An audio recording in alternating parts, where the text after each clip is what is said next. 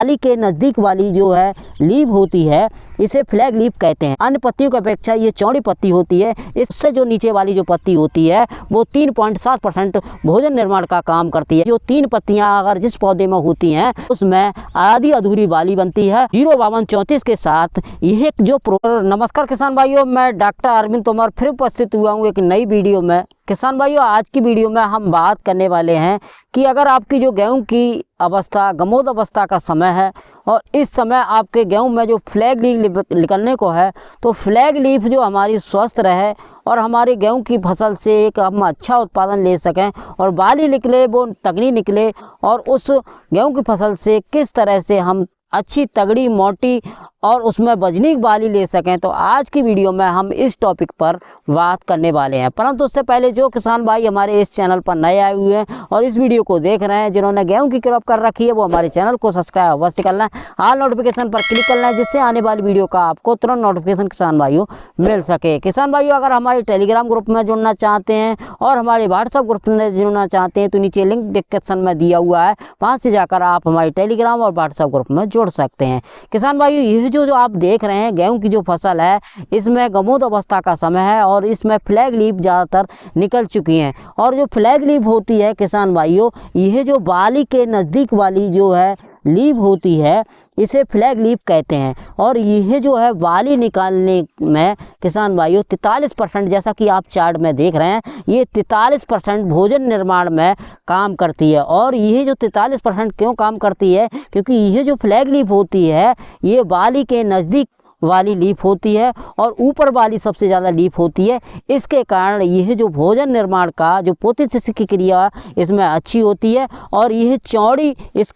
पत्ती होती है। अन्य पत्तियों की अपेक्षा ये चौड़ी पत्ती होती है। इसके कारण यह जो 43% भोजन निर्माण में काम करती है और यह ऊपर की पत्ती होने के कारण इसमें पोतिशिष्ट की क्रिया अच्छी होती है, प्रकाश संश्लेषण की क्रिया अच्छी होती है, क्योंकि अन्य पत्तियां हैं वो नीचे ढक जाती हैं, लेकिन यह पत्ती ऊपर होने के कारण ये भोजन निर्माण में लगभग 43% जो बाली के भोजन को ट्रांसफ़र करने में बहुत ज़्यादा मदद करने का काम करती है। इसलिए हमारी जो फ्लैग लीफ है हमें विशेष ध्यान रखना चाहिए कि हमारी जो फ्लैग लीफ है वो स्वस्थ रहें और निचली वाली जो उससे नीचे वाली जो पत्ती होती है वो 2.23% लगभग भोजन निर्माण का काम करती है और उससे जो नीचे वाली जो पत्ती होती है वो 3.7% भोजन निर्माण का काम करती है। किसान भाइयों, यह जो है बालियों को भोजन निर्माण करने का काम करती हैं। यह जो 3 पत्तियां अगर जिस पौधे में होती हैं वो पौधे की जो बाली है वो अच्छी तरीके से उसमें दानों का भराव देखने को मिलता है, दाना मोटा देखने को मिलता है, दाना चमकीला देखने को मिलता है और बाली उसमें पूरी निकलती है।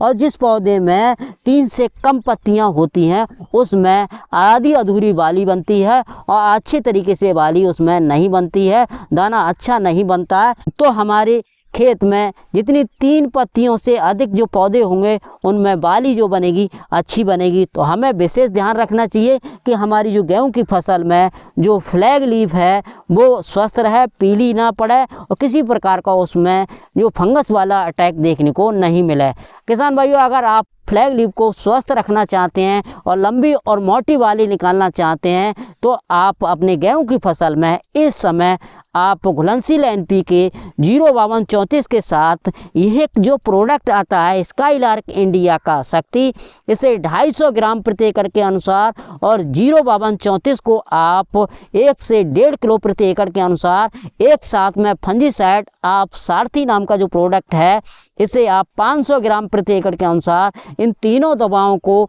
आप मिलाकर अगर आपने गेहूं की फसल में स्प्रे के रूप में प्रयोग कर देंगे तो हमारी गेहूं की जो 3 पत्तियां हैं किसान भाइयों, पहली जो पत्ती है फ्लैग लीफ है जो 39% भोजन निर्माण में काम करती है और तुरंत जो है हमारी जो बाली के लिए यह जो है बाली बनती है उसके बाली के लिए जो भोजन ट्रांसफ़र करने का काम करती है तुरंत। तो यह जो फ्लैग लीफ अगर आपकी स्वस्थ होगी और अच्छी होगी तो ऑटोमेटिकली आपकी जो है गेहूं की पैदावार आप अच्छी ले सकते हैं। 3 पत्तियां अगर आपकी जो स्वस्थ होंगी, अच्छी होंगी और उनमें किसी भी प्रकार का जो है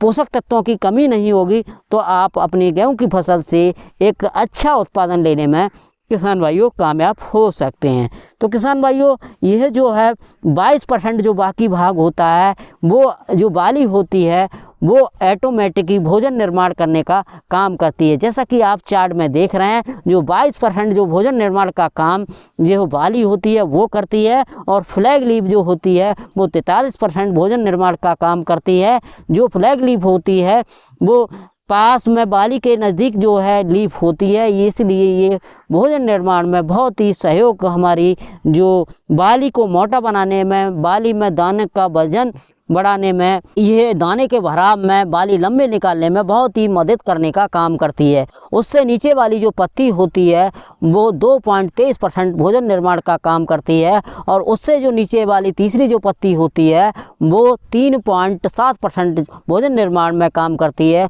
और उससे ज़्यादा नीचे वाली जो पत्तियां होती हैं वो पीली पड़ जाती हैं और सूख जाती हैं, और उसमें नाइट्रोजन की कमी हो जाने के कारण वो भोजन निर्माण में किसान भाइयों उससे ज़्यादा नीचे पत्तियां होती हैं वो काम नहीं करती हैं। तो जिस पौधे में 3 से अधिक पत्तियां होती हैं और जिससे पौधे में 3 से कम पत्तियां होती हैं, जिन पे 3 से कम पत्तियां होती हैं वो बाली अधूरी निकलती है उस पौधे में, और अच्छे तरीके से उसमें दानों का भराव नहीं देखने को मिलता है। और जिस पौधे में 3 से अधिक पत्तियां होती हैं उसमें बाली वो अच्छी निकलने को मिलती है, और उसमें दानों का भराव अच्छा देखने को मिलता है, और दाना अच्छा मोटा चमकीला देखने को मिलता है, बाली लंबी देखने को मिलती है। उस गेहूँ की फसल से आप अच्छा उत्पादन लेने में भी कामयाब हो सकते हैं। किसान भाइयों मेरे बताए अनुसार अगर आप यह जो है दवाएं लगाते हैं, आप घुलनशील NPK 05234 आप 1 से 1.5 किलो प्रति एकड़ के अनुसार लगाते हैं, और यह स्काईलार्क इंडिया का जो शक्ति है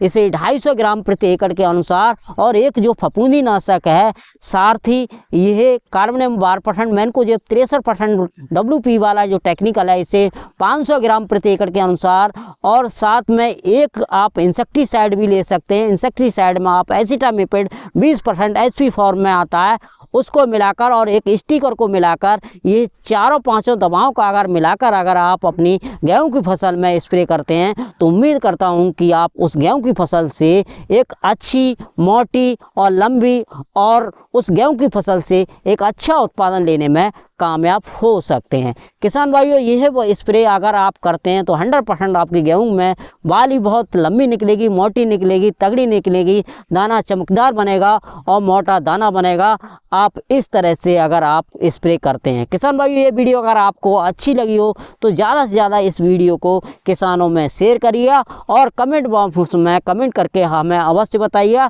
कि आप अपनी गेहूं की फसल में गमोद अवस्था का जब समय होता है, जब फ्लैग लीफ निकलने की अवस्था होती है, उस समय कौन सी स्प्रे करते हैं। आप हमें कमेंट बॉक्स में कमेंट करके आप अवश्य बताइएगा। तो फिर मिलते हैं एक नई वीडियो में एक नई जानकारी के साथ। अगर ये वीडियो आपको अच्छी लगी हो तो इस वीडियो को लाइक अवश्य करिएगा और ज़्यादा से ज़्यादा किसानों में शेयर अवश्य करिएगा। तो फिर मिलते हैं एक नई वीडियो में नई जानकारी के साथ। तब तक के लिए जय किसान जय जवान।